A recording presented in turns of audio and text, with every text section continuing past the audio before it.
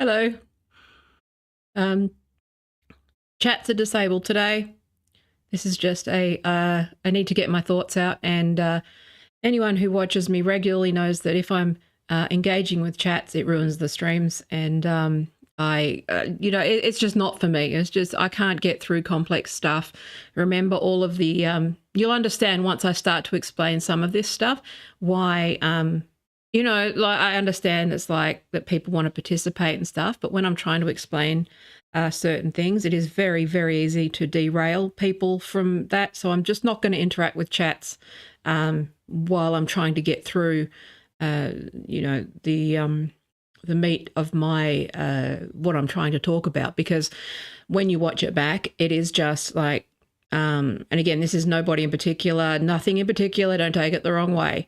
I appreciate the participation, but at the same time, it's like, just assume that I know stuff. Just assume that if it exists, I've read it, and afford me the level of sort of, deference and charity that you would a man, first of all, but someone who's been in tech for 30 years. I know stuff. And also just, derailing me, sort of arguing with me, that sort of stuff. It really is quite derailing, and it affects the overall experience of, like, when I do get the chance to stream, the quality of that stream is directly linked to how much I interact with chat. So I appreciate people participating, but I think it's best to be done in the comments or elsewhere, not in a live chat, because it just falls apart. The wheels fall off. Most people don't interact with the chats too much. And so I just don't think it's productive. And when you're starting to deal with things, when you're trying to explain stuff that, first of all, people aren't interested in anyway, and there's a lot of similar acronyms, overlapping things, high tendency to misspeak, and also my own deficits, right? I'm not just blaming everyone else, but I'm saying, like, I can't do the chats thing. It's just, I understand that people are trying to help. I understand that people are wanting to participate, but at the same time, I am also trying to create, at least, you know, for those that land on the content, at least something that they find informative and interesting. And trust me, in replays, chats popping up, like quibbling and you know, yeah, all of that sort of stuff, it really disrupts the experience for replays, right? It makes half hour, I already go too long, but it makes half hour streams an hour and a half. It makes 2 hour streams 3 hours. It derails the whole thing. So the more open-ended catch-up streams, yes, of course, I'll interact with chats, but when I'm actually trying to say stuff, they're off. Okay, so just so you know, I haven't blocked you. I haven't done anything. There's nothing that you've done. It's not working. It's just too much drama, and I never end up getting the message out that I want to get out. So that's just, you know, I'm already frustrated that people are just going with ideas with no information, or they've read like 2 headlines, or even maybe at a stretch an article on the issue, when this is something that I've actually made my whole life's work for, you know, well, coming on, if you want to be generous, 3 decades, okay, but officially for 10 years. I'm across it, okay? And that's why when we're talking about things like internet censorship and internet policy in particular, you know, quibbling about the words and trying to trip me up, it doesn't work. It's like, yes, I've read it. Yes, I know it. I've come across it. I don't want to talk about that right now. I want to talk about what I want to talk about, which is my frustration with people who only read an article, arguing with me on the internet, and just completely acting like I don't have authority in my own right. I do.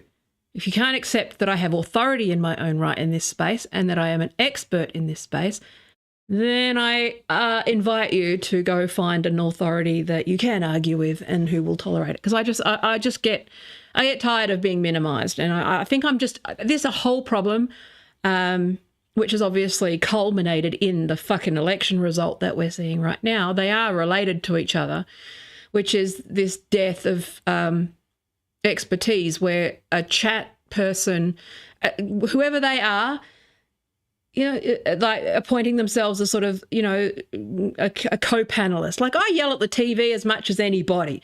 I sit there and I think, you know, I'll watch the Gruen, I'll watch Gruen, which is a show about like advertising and stuff here in Australia, and I'll be like inviting myself to be a panelist. Okay, I know that. I get that. But at the same time, I am trying to do something here, and I'm trying to get information out.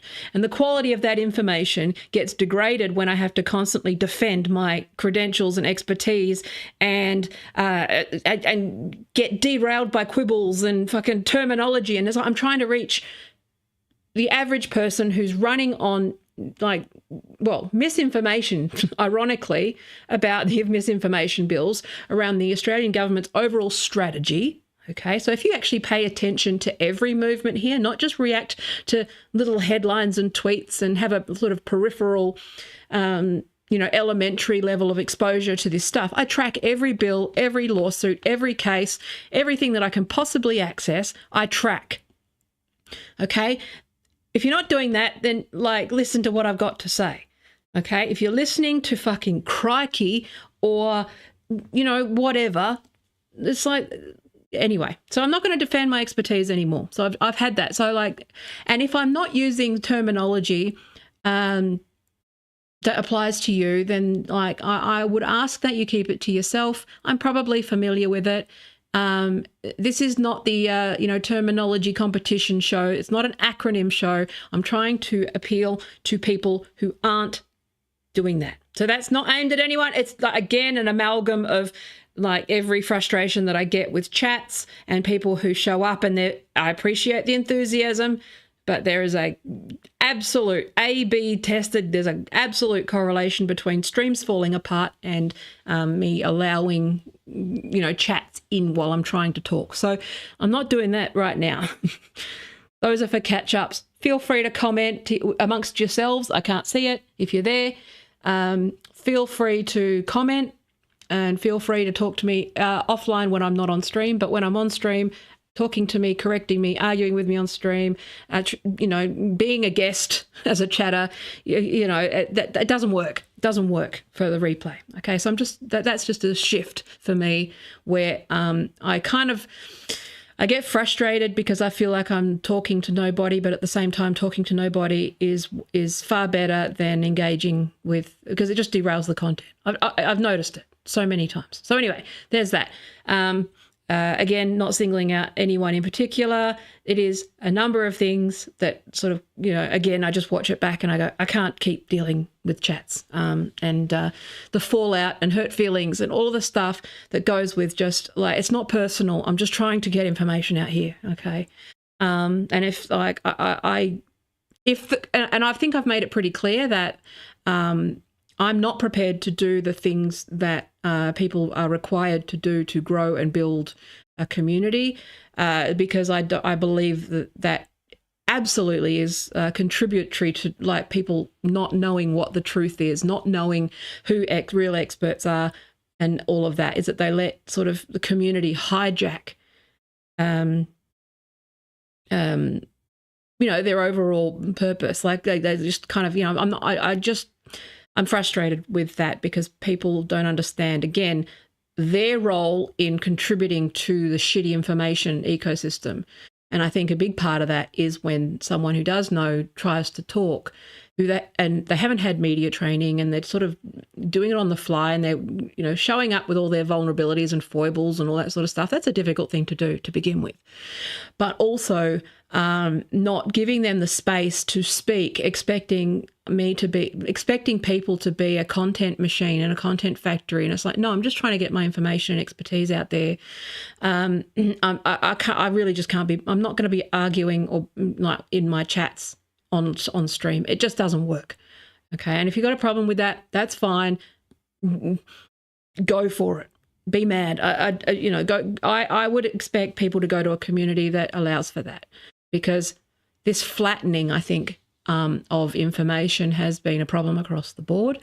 I will misspeak because there's a lot of acronyms. There's a lot, our legal system and our political system, and especially around internet policy, is incredibly dense and complex. A lot of acronyms that overlap with each other, a lot of reports, a lot of, there's a lot of like really detailed things that makes it easy to misspeak, like because of the way my brain works. I can write it down, I can look it up, I can reference it, but I can't.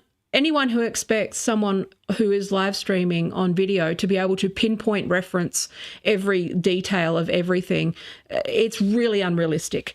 Okay, the people who do that in videos, like some people obviously are better at certain things, like some people have encyclopedic knowledge, but you'll also notice that, first of all, they usually aren't live streaming, okay? And when they do, they often misspeak, okay? So people often, even experts misspeak because a lot of this stuff is heavy in jargon, and I'm trying to break through that jargon and make people interested, or at least make people engaged enough to trust and defer to me when I say there's no problem with a lot of this stuff. Okay, I've got some issues, because there's always going to be issues, but there's also a process in which to deal with that, rather than screaming at people who dedicate their lives to things on Twitter and making their lives a living hell because you refuse to like acknowledge, the expertise of somebody who actually has put in the time and the hours and is trying to do the right thing and just help spread good information rather than bad information, okay? And I'm up against a flood of bad information because everyone's a fucking expert. You use Twitter, you think you're an expert in Twitter. It's like, it's not the same. Being a user of something is not the same as being somebody who has a broader experience, broader view of an evolving industry, as I have for 30 years. I've watched it evolve. I've been on my toes with it. I've been part of it. I am multidisciplinary in my approach. I know about it, okay? I probably know about it. And if I don't, it's probably on my list to look into further. I don't talk about things I don't know anything about, okay, generally, unless I'm dragged into it, of course. So anyway, that's just me getting that off my chest. And there's people who get shitty with me over it, and they can. It's fine.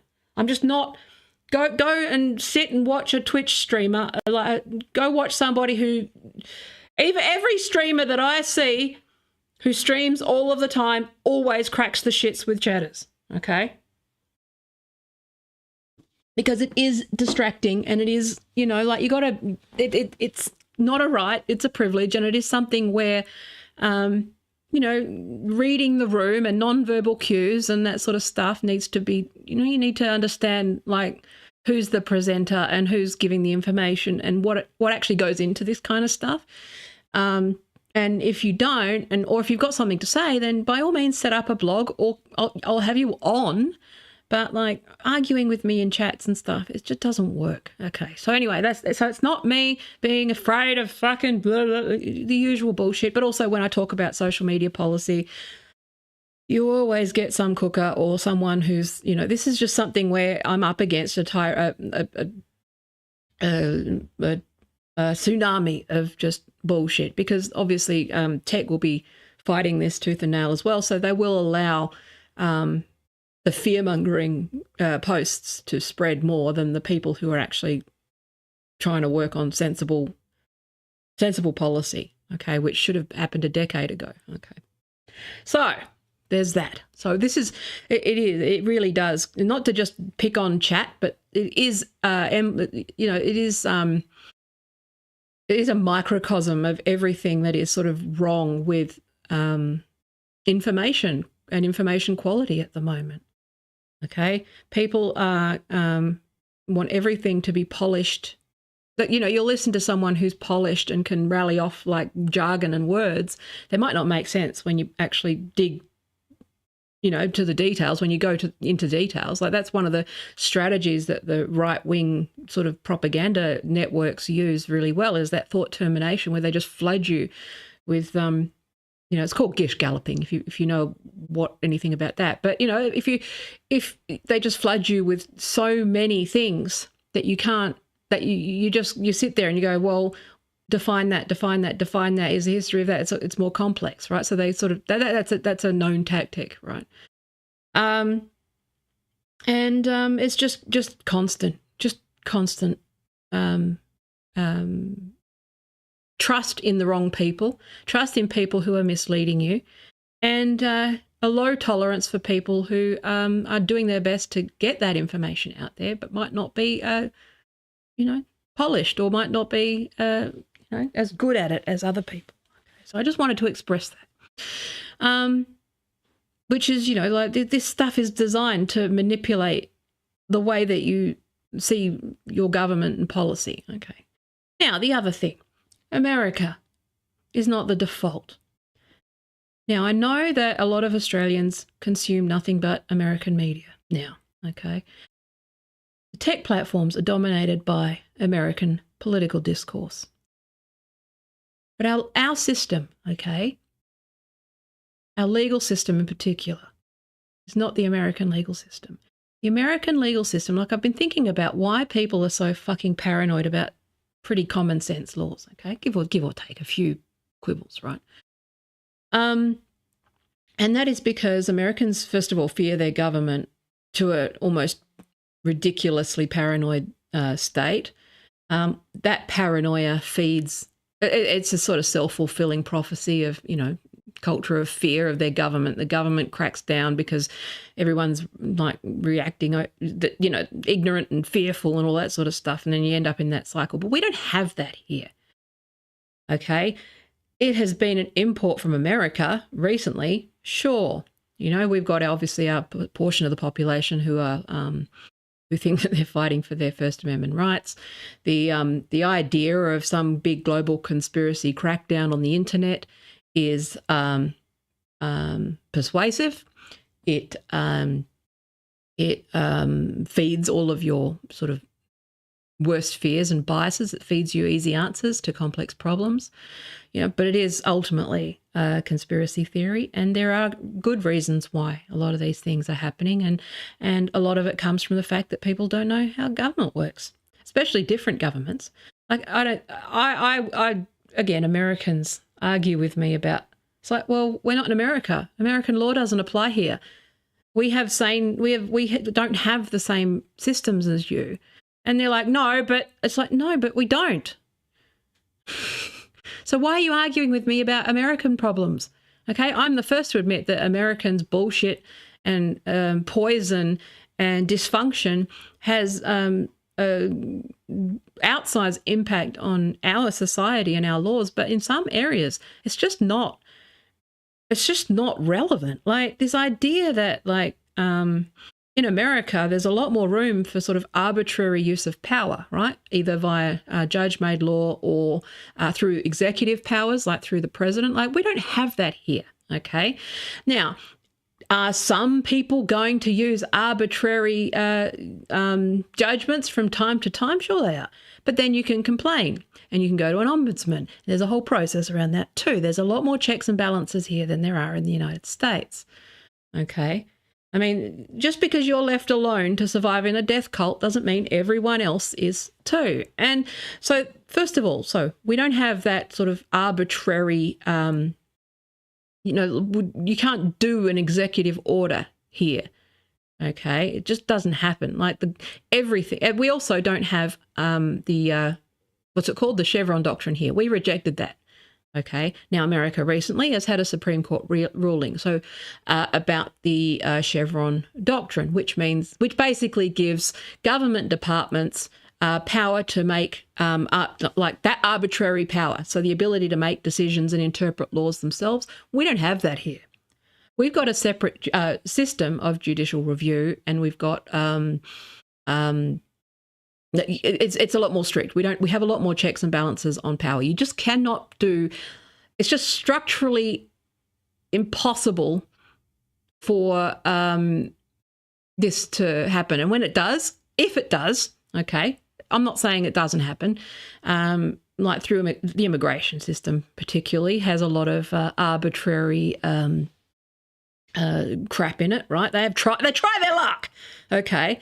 But eventually there is a system of checks and balances that corrects that, okay? So you've got through the administrative review and all that sort of stuff. So that's one of the big misconceptions around the Australian system. So when you're looking at things like and also the idea that there's like one law. There's a social media law. There's a social media problem. We should pass a bill for social media. And so that's not how it works. Okay, we've got like so the way that it works is that government departments can only operate within their really, really limited powers. Okay, if they want to expand their powers, that has to be a bill as well. Okay, there has to be an amendment to that bill to modify their powers. Now, a lot of these social media bills are for that purpose. Okay, so ACMA, which is the Communications Media Authority, they deal with platforms, broadcasting licenses, advertising standards. I think they do classifications and that sort of stuff. If not, it's a sub-department of that, much like Ofcom in the UK and that sort of stuff, okay? They can only work within their powers. Those powers are limited, okay? They don't have the power to administer elections or to talk about election advertising because that is with the Electoral Commission, who can only operate under their powers. The Australian Competition and Consumer Commission, they operate with consumer law, okay? Their mandate is to do stuff within consumer law. And, then you've got the Office of the Information Commissioner who deals with information and privacy, okay? Then you've got the e-safety Commissioner who deals with online safety, okay? Some of the recommendation reports are advocating for like digital affairs ministry that is specific to help coordinate lots of this stuff because a lot of it is piecemeal. But there is an overarching theme here and an overarching strategy, which is that platforms are the ones that are accountable. Nobody is censoring individual speech at all, anywhere, okay? It's cross departments, so they're passing a lot of individual pieces of legislation because they have to for each department, right? So the ACCC can only operate within its powers, and what they're doing with these bills okay, is that they have to create acts that expand their powers and reach to the internet or to social media platforms, because a lot of the legislation that was passed was sort of pre-social media, so they have to amend that. That is an ongoing process, okay, constant. Now, the ACCC is a good example of that because they have the digital, too many fucking things. The Digital Platforms Inquiry, which has been ongoing for several years now. They report quarterly on this stuff. And that is only within sort of the ACCC, which is the consumer rights part and competition, okay? So they think like FTC, okay? They can only work within their mandate, right? And their mandate is to protect consumers. So guess what they're doing? They're focusing on unfair terms and unconscionable contracts and unfair competition and, the role that Murdoch abuses market power, that sort of stuff, right? That's within the ACCC's role. Then you've got the Information Commissioner, okay? So there's currently a Privacy Act review. The original Privacy Act was 1988. Okay, there's a massive review, thousands and thousands of public submissions. Okay, and there's a bunch of recommendations currently on the table for the Privacy Act review, and that is currently also subject to a Senate committee which checks for the legality and constitutionality and any conflict and any potential problems and any gaps and holes. They come back with recommendations and go, you know what? We think it should do this. We think it should do more. There's all of that stuff. Every single step of these stages, okay, every single stage has a call for public submissions. They approach experts for reports. They do all sorts of discovery and research and policy work in the background. They consult with stakeholders. They give you ample opportunities to submit your opinion.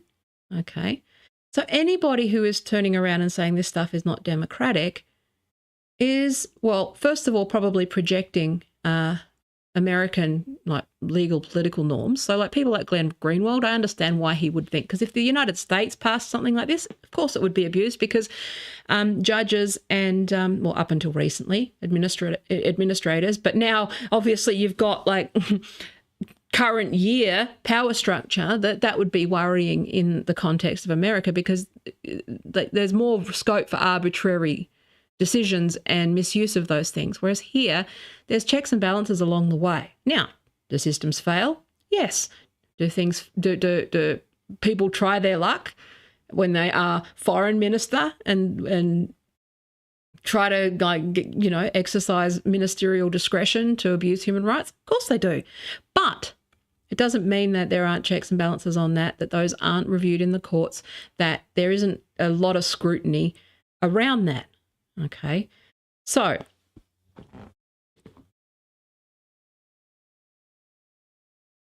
hang on, I'm thirsty. I was thinking my mouth is dry.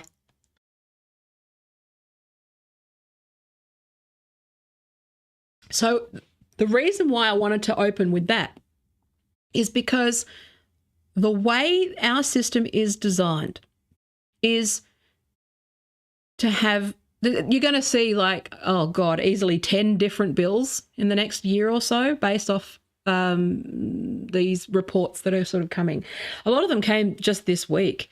Privacy review stuff, the Senate committee review, that was this week.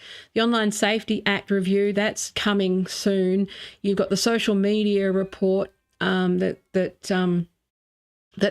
more of an overarching thing, which is really good, because that was a specific government report that had broad scope to really discuss the problem sort of more broadly. And once you actually read all of that stuff and understand that stuff, you kind of see where they're going, which is, first of all, establishing, what I find really good about it is establishing statutory torts for platforms for things like negligence, for breaches of privacy. They're establishing all of these things that I thought would have to go to the High Court, or at least it would take 10 years to get this fight to get this overturned without legislation. So the fact that they're expediting some of these known problems around the terms of service, the stuff that I've talked about for years, the terms of service, dark patterns, not having any duty of care towards users, enforcing that, being criminal, being held for criminally. It's not really a criminal thing, but down the track, opening up the door for things like criminal negligence, giving the state governments a mandate to sort of update the criminal codes, and sort of, again, it all forms part of a big complex picture. There's lots and lots of different bills that do different things for different departments. Now, there's a lot of carrying on like a pork chop over this misinformation bill. Okay, so this is one example. I'll talk about the misinformation bill first, and then I'll talk about the sort of general direction. And then I'll address because I already know what's probably going to be in the under 16s social media bill, because I read the other bills and they all interact with each other. Okay, so that is something that you need to understand, is that there is no one act. So somebody who's going, it's not about misinformation, it's about education. Yes, and that's why there's another bill and another recommendation to set up education programs. You can have more than one policy to fix a problem.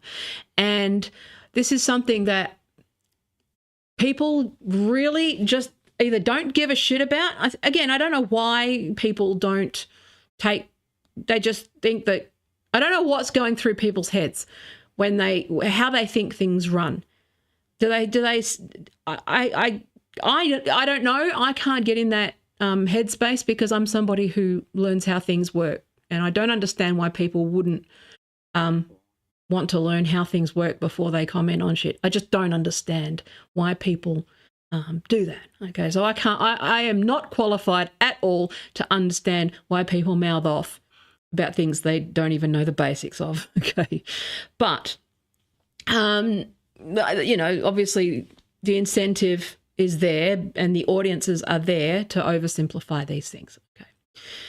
Okay. But it's really, really challenging for me, because we're up against sort of, okay, so my problems with the misinformation bill. So if you don't know what that is, so it puts the onus on the platforms. Okay. Now, this one is a bill for ACMA, the Australian Communications Media Authority.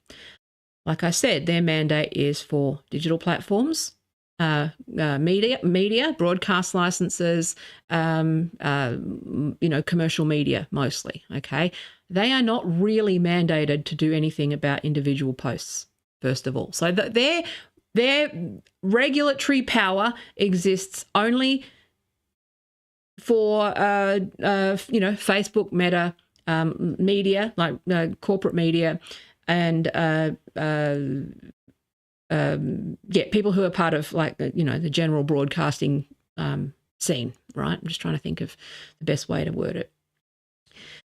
Doesn't even really include influencers or independent media. Okay, independent media is different. If you are registered as a media organisation, then that's stuff that you can iron out on a case-by-case basis. But for the most part, it is the rules only apply to somebody who is operating in an incapacity as media broadly. Okay. Now, if it's an influencer, then that falls under the ACCC. Now, the ACCC deals with misleading and deceptive conduct and all of that sort of stuff. Now, as part of the digital platforms inquiry, the ACCC has identified that influencers that are misleading people about their being paid and all of those sorts of things, which I've covered before, they cover it over there at the ACCC. Okay, so that's one example.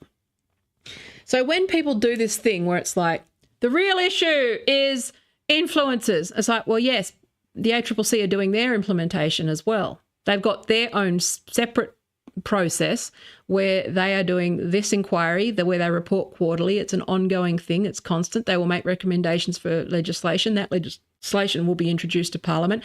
Parliament will debate that. That will go to various committees and subcommittees and whatever as needed. It will go through, you'll need a memorandum and like second reading, first reading, compatibility statements. It'll go through the Senate to see its constitutionality. Sometimes if they think that, you know, they might need to check, they'll come back with recommendations. That'll all have public consultation attached to it. But, you know, the guy on Twitter doesn't like the word misinformation and wonders what that means. So he knows best. Okay, and it's the same thing with the Electoral Commission. The Electoral Commission can't police what is and isn't true. They can say that it has to meet these certain guidelines, as in it has to be, you know, authorised by a representative. You know, it has to be clearly labelled who authorised the ad, all of that sort of stuff. But they can't, because they're meant to be an independent elections provider. Okay, they provide independent elections. They run the elections. They can't be, they're not in the business of policing truth. Now, will they take you to court if they believe that you've broken the law? Of course they will, okay? But again, some of these things are implementing, are trying to plug gaps between agencies that bad actors take advantage of, okay?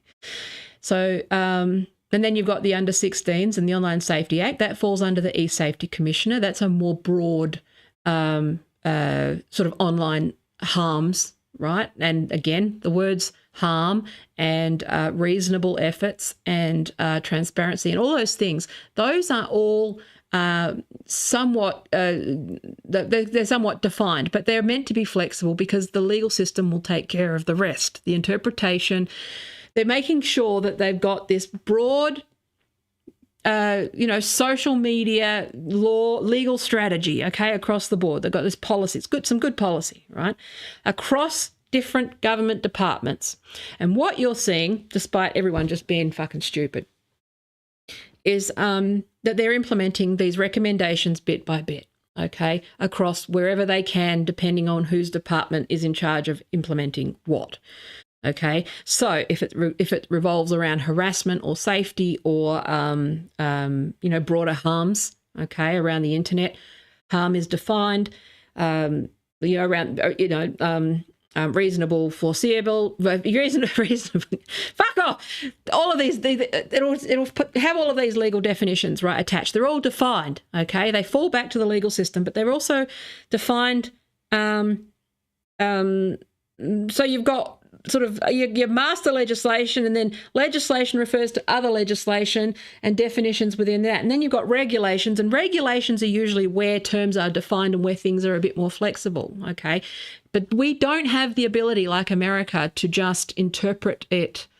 You know, we don't have the ability as much as America. This is what the Chevron doctrine was, which was to give the departments the authority to interpret the legislation themselves arbitrarily and, you know, and not have to, yeah. So that's, I'm butchering it because it's not really relevant and it's too much detail, but I'm saying like that's roughly what it is that we don't have that kind of the same kind of discretion here, okay?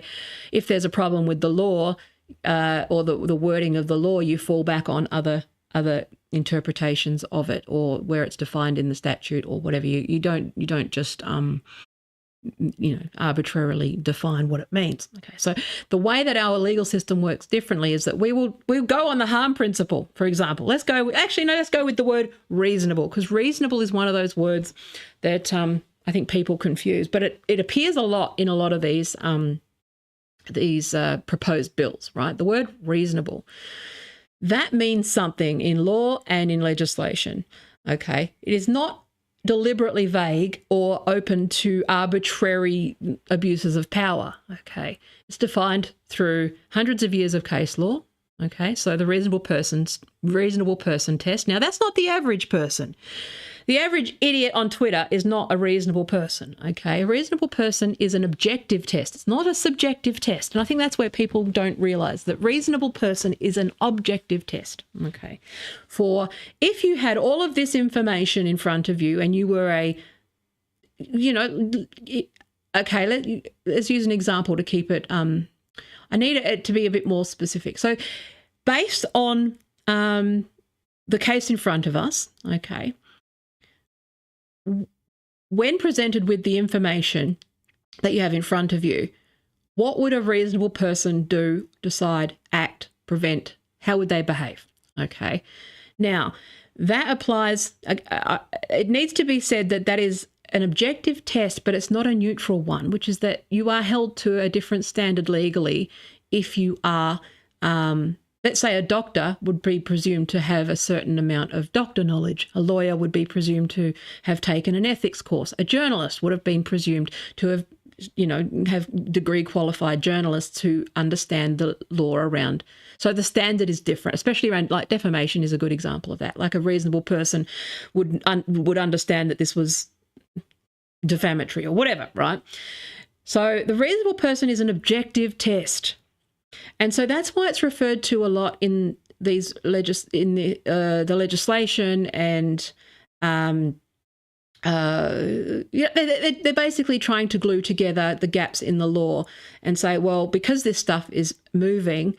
I'm trying to think of a tech example. Just give me one sec. So let's say you're a user experience designer. Okay, so this is, okay, let's use a semantic example about how the reasonable person, again, this is, I'm guessing there. We're working through case law on this, but I'm saying roughly what as a UX person, what I would expect, which would be that they are human-centered designers. They consider the ethics as well, and any as part of their design process, that they would be expected to design things to not deliberately harm users, that they have appropriate qualifications. So if you are studying user experience and you happen to have a psychology degree, you would be held to that standard because you are understood to know that you shouldn't be practicing psychology without a license. So there's those implied things that sort of build. And so the reasonable person test is not just your average dickhead on Twitter mouthing off. The reasonable person test is an objective standard that changes, right, depending on the context. What would be the benchmark or the standard expected by a person in that position? And the case that is in front of the court measures against that standard. Okay, so that medical negligence is probably the best one, best example of that, which is there's a standard here that a doctor is supposed to abide by. If they fall short of that, that's that test. So anyway, that's what reasonable means. But when you see reasonable, it's not deliberately vague. It is defined. It's just defined elsewhere. And but legislation also falls on other legislation for definitions. So one of the things that I find really cool about this is this coordinated approach to the social media laws is that they've done sort of an overarching policy strategy with this to trying to make sure that the terms are all uniform. So when they're referring to harms, or when they're referring to that, they defer to the Online Safety Act's definitions. They don't redefine it in the Act. They refer to another act or another report. So on the social media report that came out this week, the Good, Bad and Ugly report, a lot of them are saying, well, we need to see the Online Safety Act review report to see what they're saying before we finalise this, because the definitions might not be uniform. So what we're trying to do with a lot of these laws and policies is it's not designed, it's nothing sinister. It is actually quite a it's how the balance of powers, the separation of powers works really well. It can be from the outside to be perceived to be inefficient. Hello, Elon Musk, you might want to learn this stuff. It can be, by design, it keeps those things separate so that departments are only operating within the area that they're allowed to operate in. Does that make sense? But so, like, when someone says, oh, no, like this whole distraction, well, this misinformation bill doesn't cover this thing. It's like, yeah, because it's not within the mandate of ACMA, and ACMA can only deal with the media, okay? Oh, but it doesn't deal with lying in election campaigns. Yes, it can't, because that's not within ACMA's role, and the AEC can't regulate what truth is, but what they can do is, make sure that people comply, so that those who are doing misleading and deceptive conduct can have action brought to them. But that's if it's a commercial thing with misleading and deceptive conduct, that's the ACCC. So the ACCC does that make sense? But then you've also got, so that's just federally. Then because things like defamation is the states. Okay, so defamation law is largely handled at the state level. Okay, every state, I think, if not, I think it's every state. I only know WA and Queensland and Defamation Act, right? But you've also got like defamation law. You got tort law, like precedent anyway through common law, which is well established. Okay. But that's through the states. Then you've also got, so with consumer protection, the ACCC becomes more complex because consumer protection is also a thing to do with the states. So the states enforce consumer law at the state level.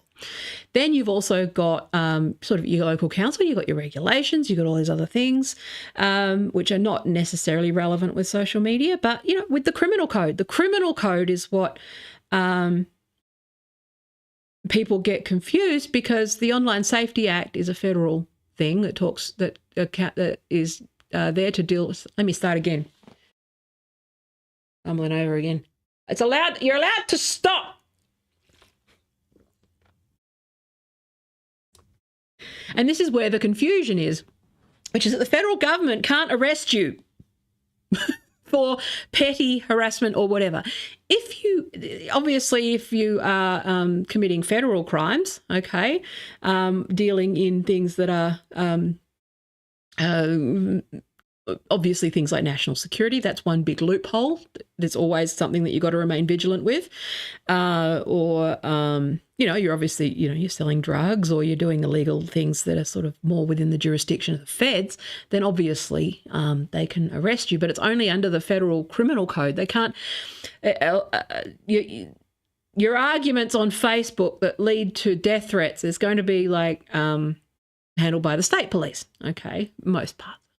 That's it's not absolute. It depends on, everything is a case-by-case basis, but legislation can only provide for the generalities, and the case-by-case stuff is supposed to be dealt with in the courts, because that's what courts do. That's why they're called cases, because it's case-by-case. But the thing that people just don't understand about legislation, especially in Australia, is that it will go from being very general to very broad. It'll go from being sort of very broad but still clear and defined. But you've got to, it's so tedious. If you're going to look up the law on something,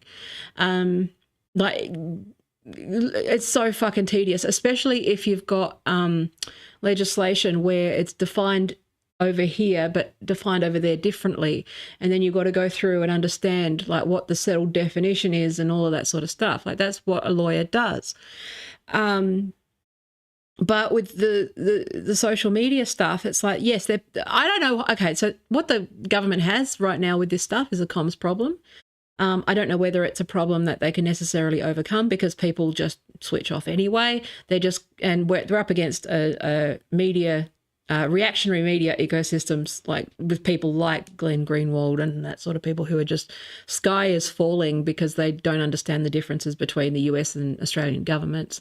That we literally, like, the one thing that Australia has is an inability to get stuff done. If you are, it's very, very difficult. Okay. Now, it could be argued that bureaucracy is its own authority, its own banality of evil and all that sort of stuff. Of course it is. Okay. You can get lost. But a lot of it is that people don't know that they've got these rights, and that they can write to the government anytime. They can contact their local member. They can write a submission to any public consultation. They can turn up to a public hearing. They can, all of these sorts of things. Okay, it's available to them, but just because you choose not to exercise it doesn't mean the meeting has to go on just because you didn't get like an invite. Like, I don't. There comes a point where we can't wait for everyone's opinion before moving. And a lot of this stuff has been moving behind the scenes without anyone paying attention to it. So like, again, like mental health services. Okay, yeah, well, yes, mental health services, but that's not within the realm of ACMA's mandate.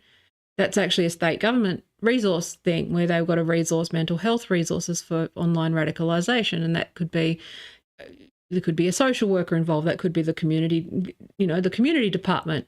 That's how law operates in this country, which is that people can only work within their powers, and if government doesn't give you the power, you can't do it. So writing about how a misinformation bill misses the point, I think it's more that these people have missed the point, which is that ACMA can only do so much. Now, my specific objections to the misinformation bill is the fact that Murdoch is exempt now, or the media exemption. Now, obviously, our ecosystem is very heavily dominated by Murdoch Press, right? And they like every research after research after research after research shows that they massive contributors to disinformation and misinformation in this country. Okay, now you can't really target an individual media outlet.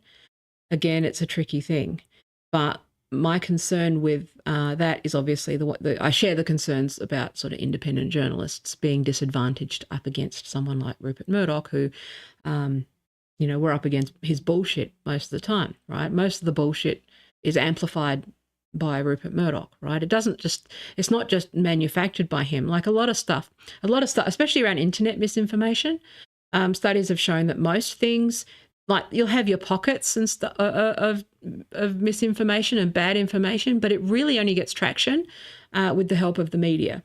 And so when you have a misinformation bill that exempts media from any penalties around the deliberate sharing of bullshit, that obviously creates a problem because media outlets are a big part of ACMA's mandate for a start.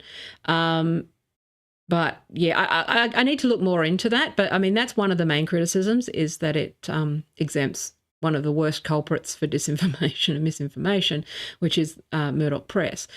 But the thing is, now, with everything that I've said, there can be separate bills and different policy levers. Okay, so theoretically, you could have Murdoch, you could legislate for abuse of power, market power through the ACCC, misleading and deceptive conduct, certain other levers, right? Different policy levers do different things, and government departments are limited in what they can actually act on. It's not like the government can just do a thing, especially here. Like you just can't, you don't have the ability. There's no executive orders or anything like that here. You can't do that. Everything that you do, you've got to cross T's, dot I's, get 3 signatures. Every project, like I've worked in government projects, it requires like coordination between different departments, the ministers, every stakeholder has to sign off on stuff.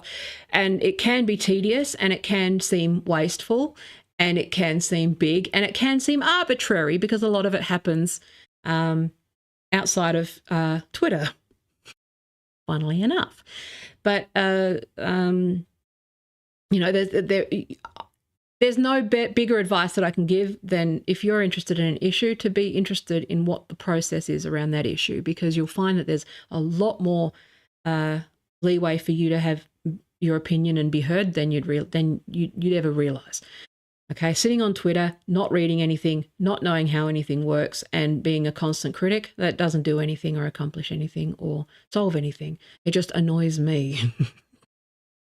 Just fucking drives me spare.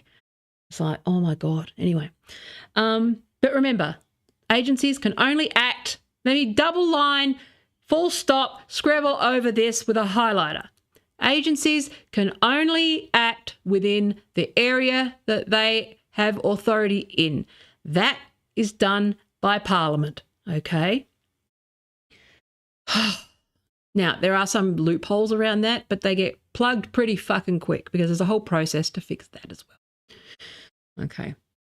You know, so like, I can't believe that anyone, it's like, you just read the papers, read the stuff, okay? Read stuff before commenting on it. But also just one of the biggest, what I think, I've been trying to think about where the gap is other than people being retarded.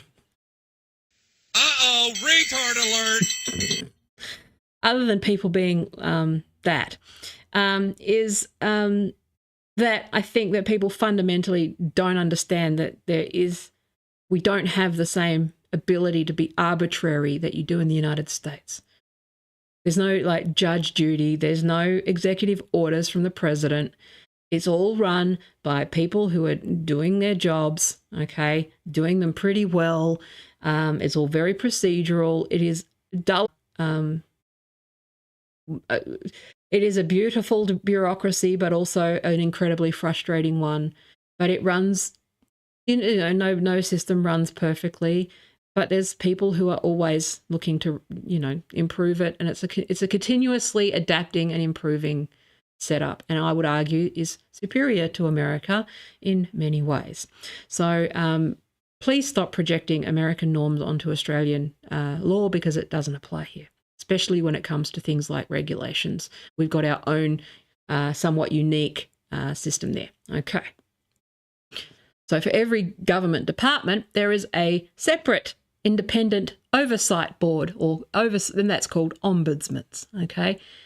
Anyone can complain to that ombudsman, and the ombudsman will look into it and they'll advocate, and and should they find any wrongdoing, they'll either make recommendations to government if they see a gap in law, or they'll do a bunch of stuff and they'll do a bunch of work and look into it and research it. And if there's a problem with the law, then they'll recommend to Parliament that like laws change, or to the minister, or they will enforce it where needed. Okay, so again, I don't know how to say this any clearer, that these social media laws, there's going to be 10 of them for a start.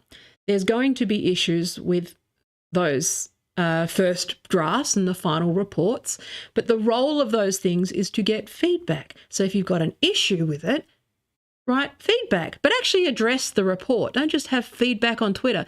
Like that's why government ministers don't look at their replies and stuff, because our system is extremely consultative, okay, for the most part. It's probably one of the most democratic processes you refuse to engage in the world. Okay, there's plenty of opportunities for you to get your voice heard without moaning on Twitter about something or writing whatever, okay? But you've got like it's just not, I don't know what to say other than it's just not how this shit works. Which is that you're going to have these overarching terms, but they're all going to be using the same terms. Like I used reasonable as an example, but harm is another one. Those are being defined, and the ones that are sort of vague will be left to regulation. And the reason why they delegate certain like regulations or laws or whatever down to like that level is because that allows things to be more flexible. It doesn't mean that there's a bureaucrat sitting there just making up what it means. That's an American thing. That's what the Chevron doctrine is that the bureaucrat can sit there and interpret it. It's like, well, no. The regulations, if they are, you still have to have that being subjected to ongoing review, but it's just that there's like smaller committees, still have, consultation, open to the public, all of those sorts of things. At every level, there is a level of accountability, okay? It's not just someone sitting there going, harmful, what I think is harmful. That's not how it works. At no point. Maybe in America, yeah, but not here, okay? These things are pretty self-correcting for the most part. Again, systems fail. There's always examples of failures, but focus on the hundreds and hundreds of bills before Parliament on any given day versus the one where people are arguing. Most of the time, it's all fairly sensible stuff. Okay, so frustrating. But yeah, so it's like okay, so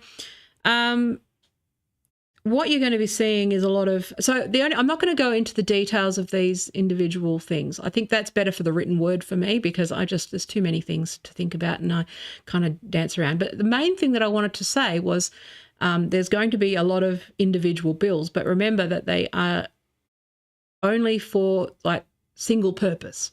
Okay. So the misinformation bill is for ACMA.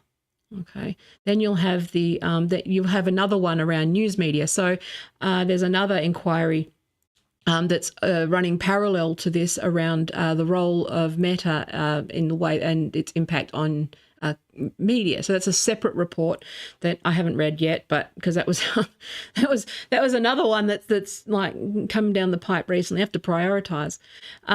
But so they do individual reports with recommendations, and then the recommendations go to the minister. The minister then presents that shit to cabinet, give or take, roughly presents that. They figure out how to implement, which ones to accept, which ones to reject, and then that needs to go through a process of, okay, so which government department is responsible for which part of the recommendations, and then that will be subjected to its own process of, ACMA, you've got to do this. Okay, well, we're going to do a report on that. Okay, we're going to go through and get a consultation.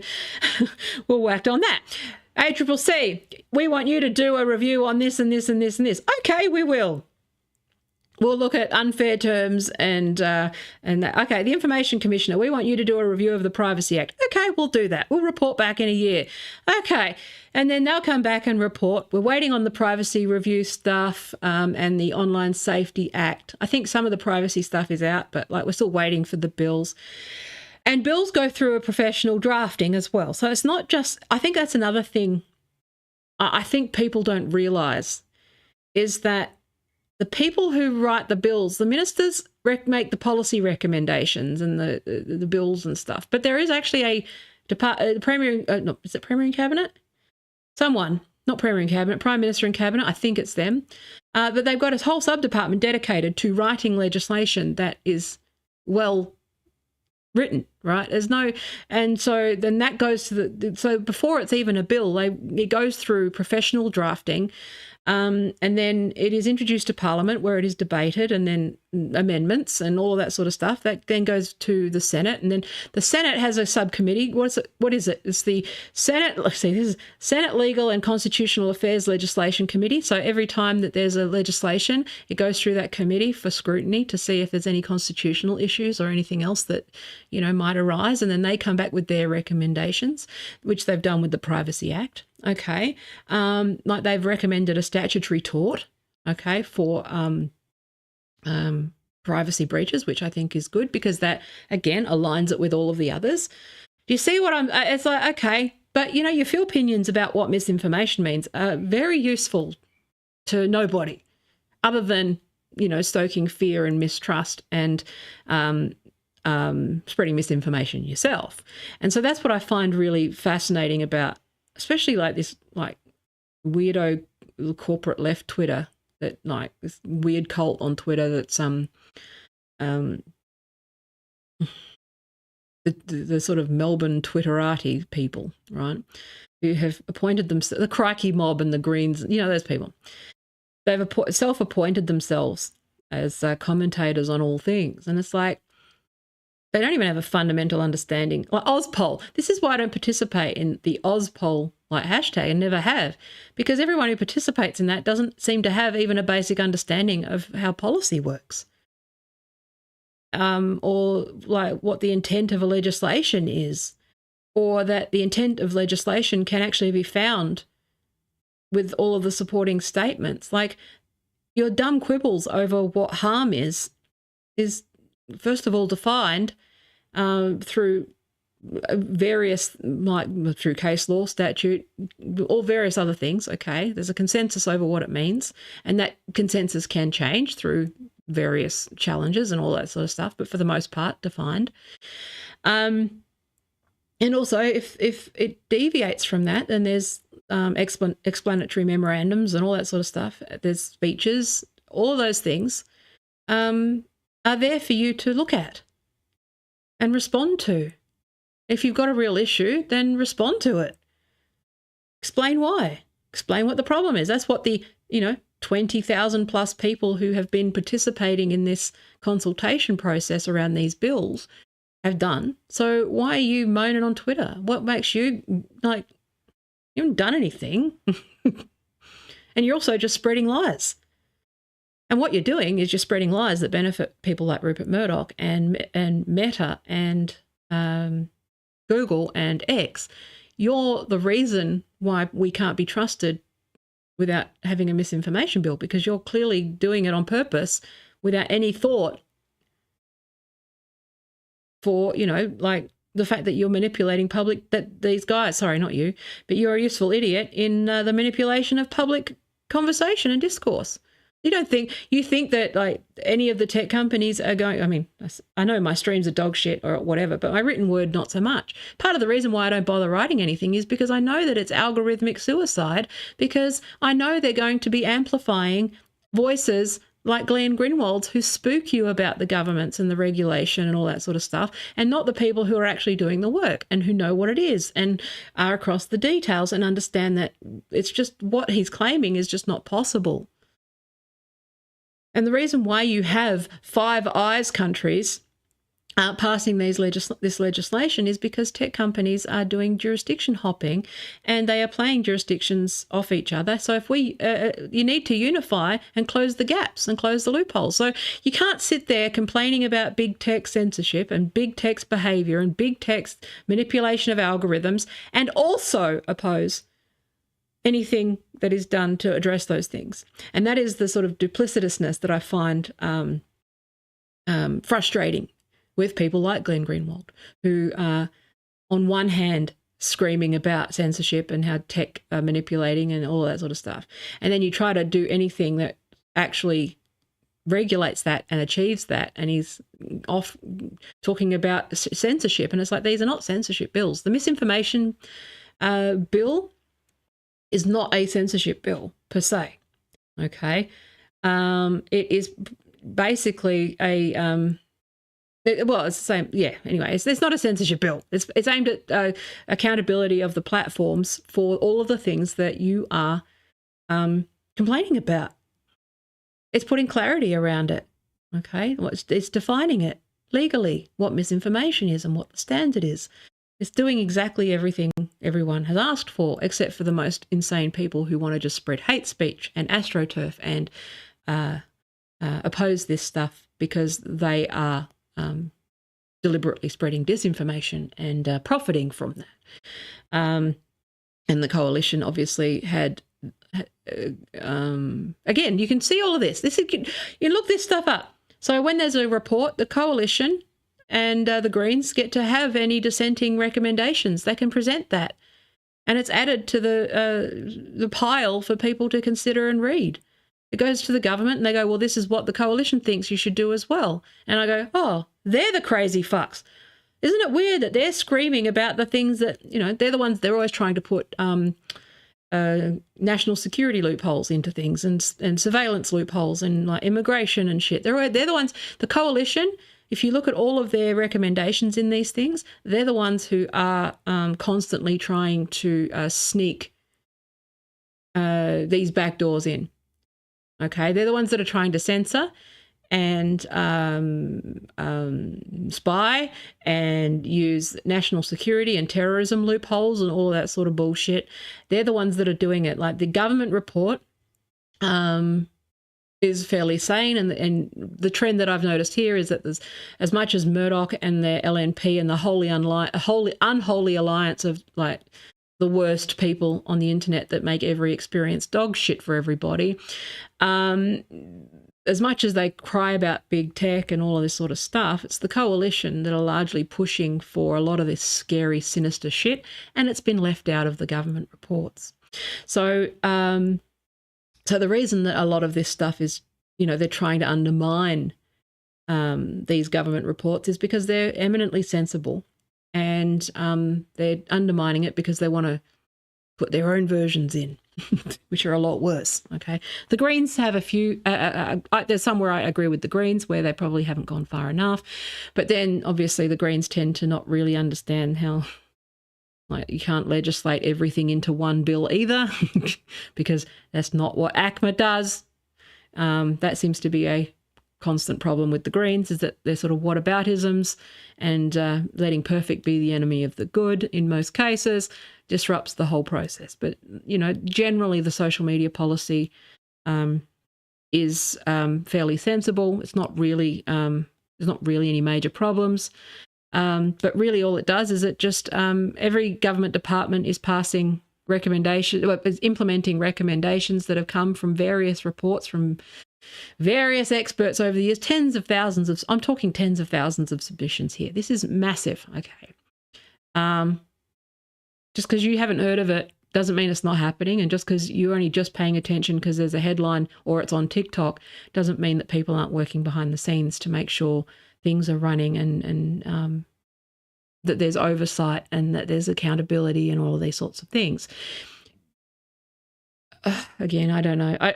Often I feel like it's just like, I reach the point where I go, why am I even bothering? I'm not going to go into, I've reached this point where it's just frustrating when people just refuse to listen. And again, I'm not the best person to deliver messages, because I kind of ramble and go off, and I'm not a polished TV person. But all the polished TV people are saying bullshit, misleading you, because they have an agenda. And it's so fucking stupid. Pisses me off. Anyway. But yeah, I'll be debunking a bunch of this stuff by the written word. But again, I don't know if it's worth it. Like, no one cares. I'll get this stream was too long. What about this? That was too long. Let me argue with you. Okay. Then I'll write a Twitter thread, and then they'll go, the Twitter thread was too long. A fucking Twitter thread's too long. And then it's like, video, this is too long. I write an essay. Oh, I'm not going to read it. Can you tell me what it says? No! This is my life. My whole life is bending myself to try and, like, explain this shit in ways that acknowledge the nuance without going into a 5-hour lecture on every little detail. It's fucking just because this is all because people won't be bothered to read shit. That's it. It's the only reason. It's because people can't be bothered. And it's like, oh my God, it takes the patience of a saint. And because they won't, and the thing is, that would work fine if people also would defer to experts and go, you know what? Taya said there's nothing to worry about. I trust her because she knows her stuff and she's read it, and she would say that there's something to worry about if there was something to worry about. But no, that don't even give me that. Just argue with me. It's like, okay, this is 2024. Okay, we live in the idiocracy now, and it's like, okay. But anyway, thank you for listening. If you have, I'm happy to answer anything, like in the form of I'm writing a few papers and essays and shit, but I'm going into exams, and I'm not paid to do this, so why should I? I'll just go and get it. If I was going to do this stuff, then I'd get a job doing it. But, I'm just going to say that learn how fucking laws work. America's not Australia. Read some shit. Learn some shit. And, learn the basic difference between, how legislation works with other legislation and why things are vague. They're vague because that's what legislation does.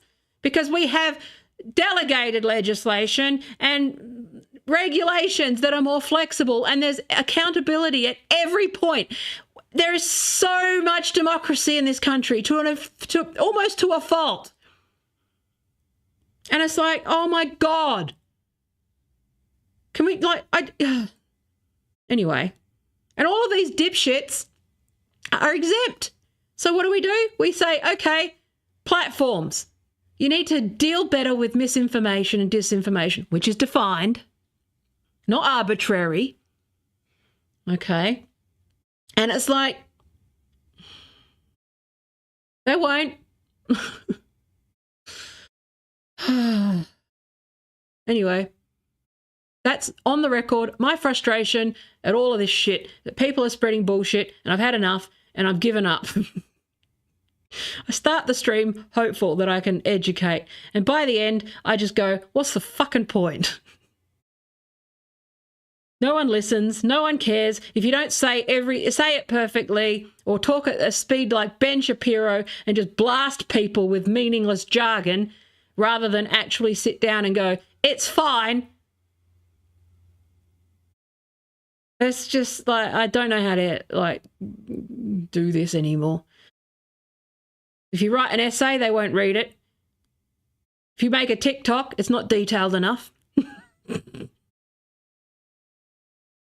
Ugh, it's so stupid. And then if you want to address all of it, you need an omni-channel marketing strategy that requires $1 million a month in fucking production budget and 5 assistants. That's the reality. Combating misinformation when you are out-resourced tenfold. Anyway, doesn't matter. This is just a diary at this point. I'm going to go. I love you. Thanks for watching. I'll be back next week. Bye.